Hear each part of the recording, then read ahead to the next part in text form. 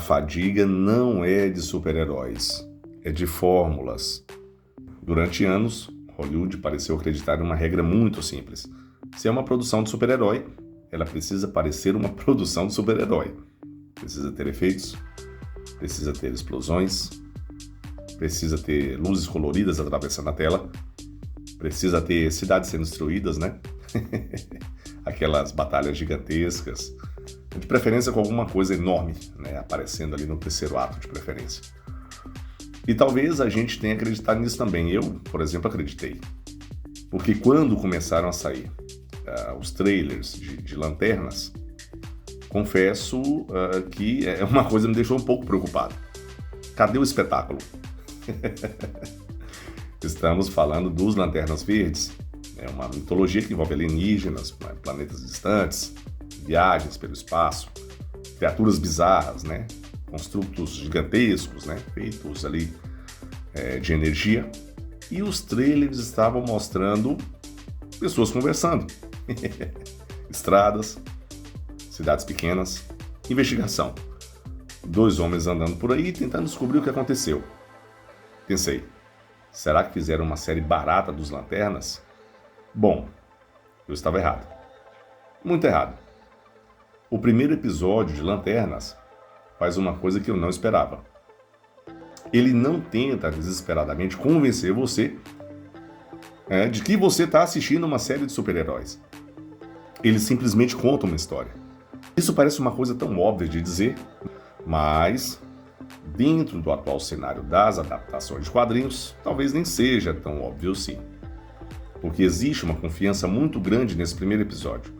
A série sabe que existem anéis, sabe que existem poderes, sabe que existe todo o universo cósmico gigantesco por trás daqueles personagens. E nós também sabemos disso. Então ela não precisa ficar lembrando disso a cada 5 minutos. Em vez disso, ela escolhe construir atmosfera, mistério, personagens, a relação entre Hal Jordan e John Stewart e principalmente uma investigação. Porque, galera, Lanternas está se comportando muito mais como uma série policial de ficção científica do que como aquilo que nós convencionamos a chamar de série de super-herói. E talvez esteja justamente aí uma das coisas mais interessantes que aconteceram recentemente nesse gênero, ou nesse suposto gênero. Porque eu quero propor uma pergunta. Super-herói é realmente um gênero? Pensa comigo. Por que uma história protagonizada por um personagem de quadrinhos precisa obrigatoriamente seguir uma determinada fórmula? O Lanterna Verde pode protagonizar uma série policial. O Pinguim pode protagonizar um drama criminal. O Batman pode estar dentro de um filme noir investigativo. O Demolidor pode funcionar dentro de um drama urbano, policial, jurídico, né? E Magnum pode sim usar a existência dos super-heróis para contar uma história sobre Hollywood. Atuação, fama e indústria do entretenimento. São personagens oriundos do mesmo universo cultural, das histórias em quadrinhos. Mas são histórias completamente diferentes. E talvez esse seja o caminho que as adaptações precisam reencontrar. Porque quando tratamos super-herói como gênero, começamos a criar regras. E quando criamos regras demais, criamos fórmulas, né? Há alguns anos, nós ouvimos falar constantemente de uma suposta fadiga de super-heróis. O público cansou, existem filmes demais, existem séries demais, Marvel demais, DC demais, heróis demais. E existe alguma verdade nisso. É evidente que houve saturação. Mas eu começo a desconfiar que nós colocamos o nome errado nessa fadiga. Porque sempre que aparece uma produção realmente diferente, o público parece misteriosamente se lembrar de que ainda gosta dessas histórias. Talvez as pessoas não estejam cansadas de super-heróis.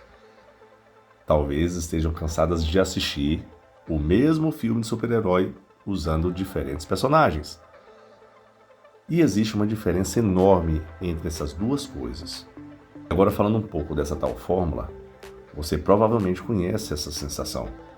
Um protagonista é apresentado, aí vem algumas piadas, uma ameaça aparece, mais algumas piadas, exposição, Participação especial de algum personagem que você reconhece? Uma referência a outra produção? Alguma coisa dá errado? Chegamos ao terceiro ato. Aí vem o CGI.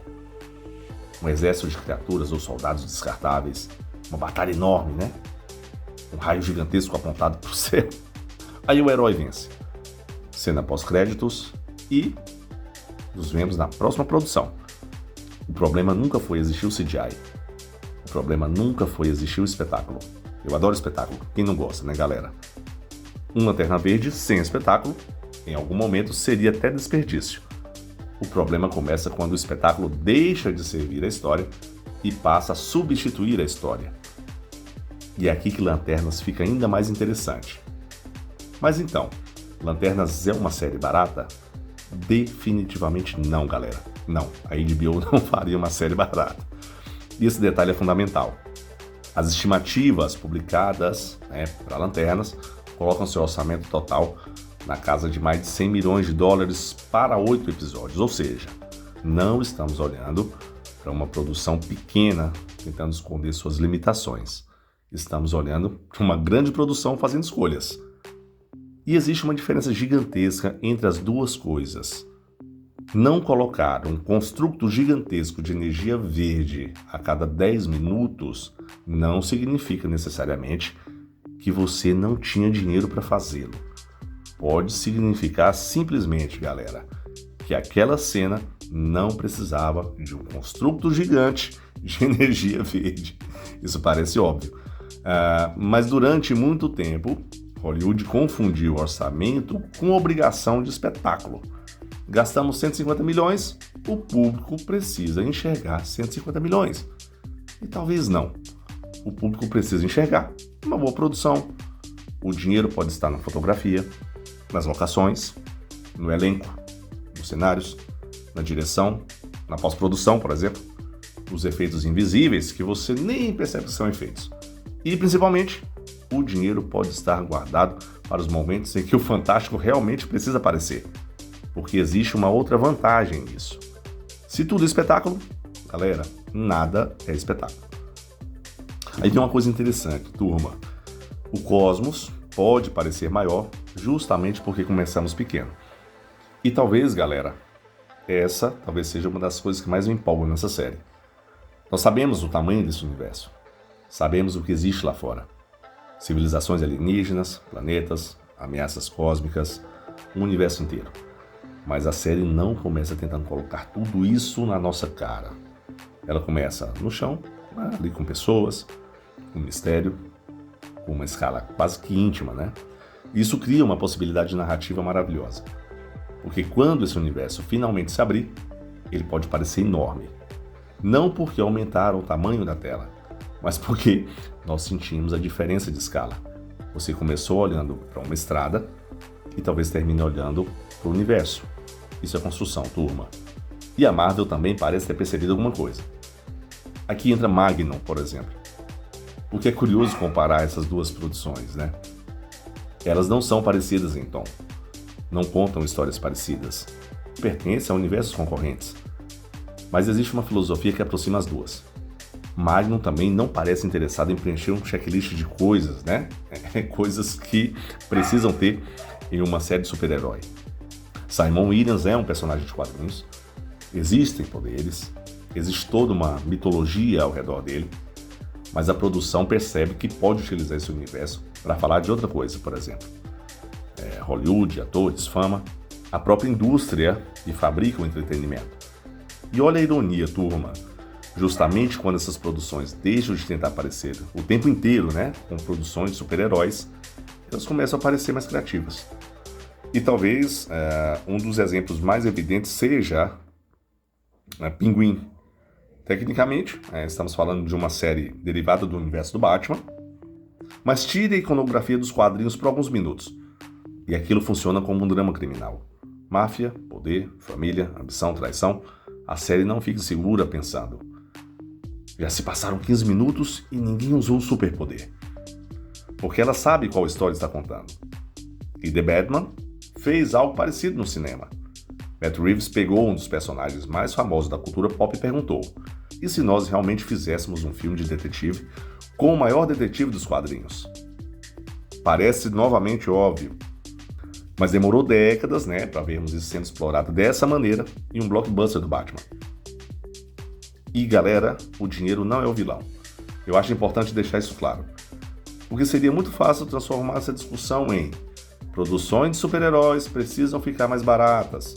Eu não acho que seja necessariamente isso. Algumas precisam, outras não. Uma história cósmica dos Lanternas pode custar muito dinheiro. Uma grande aventura dos Vingadores provavelmente vai custar muito dinheiro. Existem histórias que exigem escala. O problema não é gastar 200 milhões de dólares. O problema é gastar 200 milhões, sem saber por que você está gastando. O CGI não é inimigo de uma boa história. Explosões não são inimigas de uma história boa. Espetáculo não é inimigo de uma boa história. Eles são ferramentas. E ferramentas funcionam melhor quando existe alguém sabendo exatamente como utilizá-las.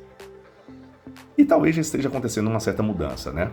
Eu não sei ainda se Lanternas vai manter a qualidade desse primeiro episódio. Eu acho que é cedo, tá? Um ótimo piloto não garante uma ótima temporada. A gente já viu isso várias vezes. E acho importante dizer isso, porque talvez Marvel e DC estejam começando a entender uma coisa que os quadrinhos sabem há décadas.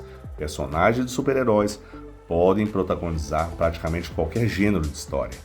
Você quer fazer terror? Faça terror. Quer fazer investigação? Faça investigação. Drama policial? Faça. Comédia? Faça também. Ficção científica? Drama familiar? Faça. O personagem não precisa determinar a fórmula, turma. A história precisa determinar a linguagem. Então existe fadiga dos super-heróis? Talvez. Seria exagero dizer que ela simplesmente não existe. Seria um exagero, sim. Depois de tantos filmes, né, séries, universos compartilhados, conteúdos chegando durante tantos anos, obviamente existe uma parcela do público que já está bastante cansada com isso. Mas talvez exista uma pergunta mais interessante do que simplesmente: as pessoas cansaram dos super-heróis? Talvez a pergunta seja: do que exatamente eles cansaram? Porque se o público estivesse simplesmente cansado desses personagens, produções diferentes não conseguiriam despertar novamente esse interesse. E é por isso que Lanternas me deixou empolgado. Não porque reinventou a televisão, nada disso. Né? Não porque abandonou efeitos especiais, também não. E definitivamente não porque resolveu transformar a Lanterna Verde em uma produção realista, né? Onde nada fantástico pode acontecer. Muito pelo contrário, viu, turma? Eu quero ver o fantástico, eu quero ver o espaço, eu quero ver os Lanternas usando seus anéis, eu quero ver isso ficando gigantesco. Só que eu quero ver isso primeiro porque me fizeram querer acompanhar essas pessoas. E talvez essa seja a ordem que Hollywood tem esquecido. Durante anos, né, a indústria pareceu perguntar: como fazemos outro filme de super-herói? Talvez esteja na hora de fazer outra pergunta, né? Que história nós queremos contar? E só depois, qual desses personagens pode protagonizá-la? Porque talvez o futuro das adaptações dos quadrinhos não esteja em abandonar os super-heróis, nada disso. Talvez esteja em finalmente perceber que super-herói nunca precisou ser um gênero. E se Lanternas continuar pelo caminho que começou, talvez a luz verde mais importante dessa série não seja aquela que sai dos anéis. Talvez seja o sinal de que podemos seguir em frente. A fadiga não é de super-heróis, é de fórmulas, viu, turma?